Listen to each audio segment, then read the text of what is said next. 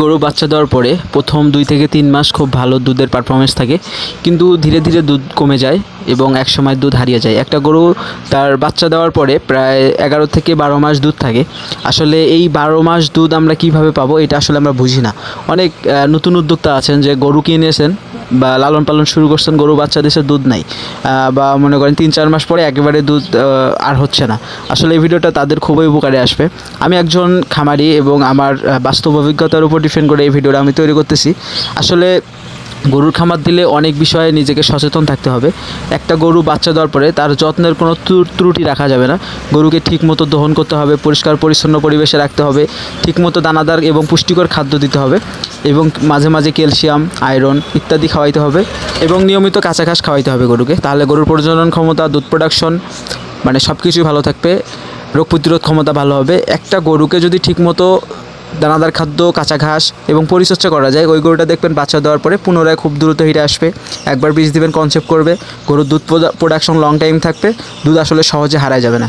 তবে চেষ্টা করবেন একটা গরুকে তার বডি ওয়েট এবং দুধ প্রোডাকশনের ওপর ডিপেন্ড করে দানাদার খাদ্য দেওয়ার। আমরা মূলত যে ভুলটা করে থাকি, গরু থেকে দুধ নেই কিন্তু ঠিকমতো খাদ্য দেই না। দেখা গেছে গরুর দুধ হচ্ছে 15 কেজি, খাদ্য দেয় 5 কেজি। আসলে এভাবে সম্ভব না। একটা গরু 15 লিটার গরুকে কমসে কম 9 কেজি দানাদার খাদ্য দিতে হবে। ফিড এবং ভুসি মিলে 9 কেজি খাদ্য দিতে হবে এবং ফিডটা হতে হবে কোয়ালিটি সম্পূর্ণ, যে ফিডে 21% প্লাস প্রোটিন আছে, এইরকম ফিড খাওয়াইতে হবে। বাইপাস প্রোটিন সমৃদ্ধ ফিড, যেমন এসিআই বাই প্রো আছে, কাজীর ফিড আছে, নারিশ আছে, আপনার কোয়ালিটি আছে, এরকম ভালো ভালো অনেক ফিড আছে যেগুলো আপনারা খাওয়াইতে পারেন। আরেকটা চেষ্টা করবেন গরুকে মূলত যে খাদ্যটা দেন 3 বেলা, সকাল, দুপুর, রাত, মানে রাতের বেলা আমি মূলত আমার গরুগুলোকে দানাদার খাদ্য দিয়ে থাকি।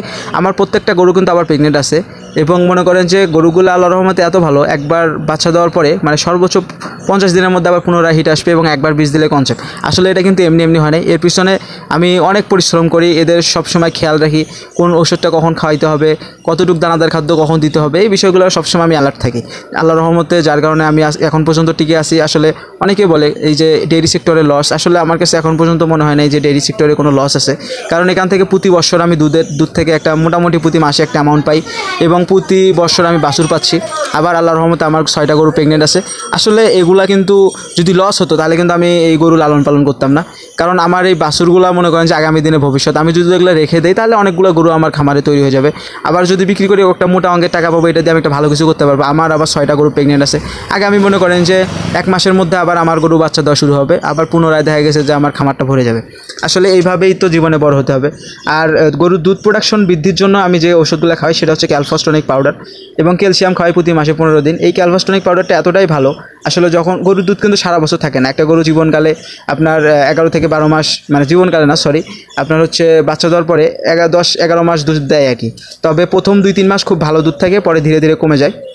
তবে দুধটা যেন ধরে থাকে, গরুর নিজের খাদ্য চালাইতে পারে এবং আমরাও যেন একটু টাকা পয়সা পাই, এই জন্য আসলে আমাদেরকে একটু সচেতন থাকতে হবে যেন গরুটার দুধ না কমে। এই বিষয়ে খেয়াল রাখতে হবে। গরুকে ঠিকমতো দানাদার খাদ্য তার বডি ওয়েট এবং দুধ প্রোডাকশনের উপর ডিপেন্ড করে দিতে হবে। ঠিকমতো ক্যালসিয়াম খাওয়াইতে হবে, মাসে 15 দিন কাঁচা ঘাস খাওয়াইতে হবে এবং দুধ বৃদ্ধির জন্য এই ক্যালফাস্টনিক, যখনই দেখবেন গরুর দুধ কমে যাচ্ছে, তখন 15 লিটার দুধ হচ্ছে, ধীরে ধীরে কমতে কমতে মনে করেন যে একবারে প্রতিদিনে দুধ কমতেছে, তখন আপনাকে এরকম ডিবি পাউডার খাওয়াইতে হবে। এই ক্যালফাস্টনিক পাউডারটা মূলত আমি দিনে একবেলা করে খাওয়াই, আপনার 60 থেকে 70 এরকম 60 গ্রাম করে দিই।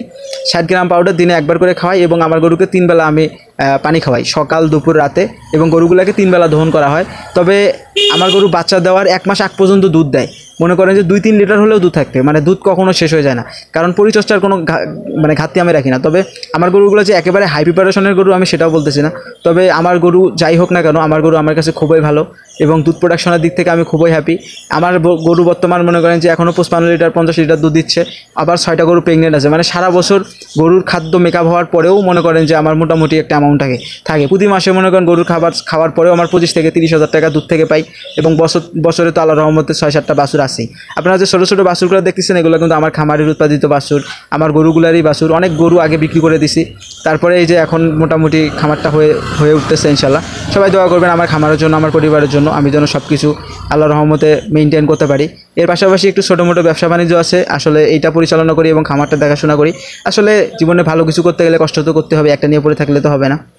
কারণ এই গরুর দুধ হঠাৎ করেও তো কমেও যাইতে পারে, তখন তো আমি বিপদে পড়ে যাবো। এই জন্য আসলে খামারকে ব্যাকআপ দেওয়ার জন্য ব্যবসা বাণিজ্য করি। আল্লাহর রহমতে খুব ভালো আছি। তবে আপনারা চাইলে গরু পালতে পারেন, গরুতে মোটামুটি অনেক লাভ আছে। চেষ্টা করবেন সবসময় খামারের পাশাপাশি কিছু না কিছু করার। তাছাড়া আপনার দেখা গেছে বাছুর বিক্রি করে গরুকে খাওয়াইতে হবে বা কোনো বিপদে পড়লে বাছুর বিক্রি করতে হবে। আর যখন আপনার খামারের পাশাপাশি কোনো না কোনো ইনকাম সোর্স থাকবে, তখন আপনাকে কখনো বাছুর বিক্রি করতে হবে না, কোনো গরুর দিকে কখনো আপনাকে তাকাইতে হবে না। ওই গরুর বাছুর বিক্রি করে আপনি ভালো কিছু করতে পারবেন। প্রতি বছরে চাইলে ওখান থেকে বিগ অ্যামাউন্ট বের করতে পারবেন। ওই টাকা দিয়ে আপনি চাইলে বড় ব্যবসা করতে পারবেন বা জমা জমি কিনতে পারবেন। আসলে মিডল ক্লাস ফ্যামিলি থেকে আসলে গরু পালন ছাড়া আমরা কখনোই ভালো কিছু করতে পারবো না। কারণ গ্রামে বসবাস করে চলাফেরা করা প্লাস আপনাকে মানে জীবনে ভালো কিছু করা আসলে গরু পালন ছাড়া সম্ভব না। এটা আমার বাস্তব অভিজ্ঞতা থেকে আমি বলতেছি। মূলত এটাই ছিল আমার আজকের মূল ভিডিও। ভালো লেগে থাকলে অবশ্যই চ্যানেলটা সাবস্ক্রাইব করে লাইক কমেন্ট শেয়ার করে আমার পাশে থাকবেন। সবাইকে আসসালামু আলাইকুম রহমতুল্লাহি ওয়া বারাকাতুহু।